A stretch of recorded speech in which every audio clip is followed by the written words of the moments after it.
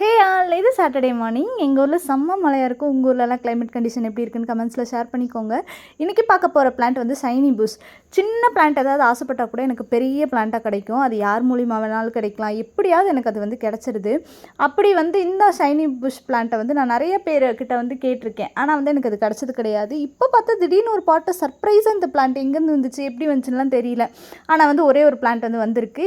அதோட seeds leaf பார்த்திங்க அப்படின்னா நல்ல இந்த மாதிரி கிளாசினஸ் இருக்கும். அதில் ஷைனிங்காக இருக்கும் வெயிலெல்லாம் வச்சு பார்க்குறப்ப. அதனால தான் இதுக்கு பேர் ஷைனிங் புஷ்ன்னு வந்துருச்சு. தண்டெல்லாம் பார்த்திங்கன்னா ரொம்ப தின்னான தண்டு, டக்குன்னு சாஞ்சிரும் செடி. அந்த மாதிரி தான் இருக்குது. ஒரு செடி விதை இருந்துச்சுன்னா கூட நிறைய செடி வந்துடும். இது கிராமங்களெல்லாம் ஈஸியாக கிடைக்கக்கூடிய ஒரு பிளான்ட்டு தான். அப்படியே வெத்தலை ஸ்மெல் இருக்கும். ஆனால் சாப்பிட்டு பார்த்தா அந்த டேஸ்ட் இருக்காது. இதை பற்றின ஹெல்த் பெனிஃபிட்ஸ் வந்து எனக்கு எதுவுமே இப்போ வரைக்கும் தெரியல.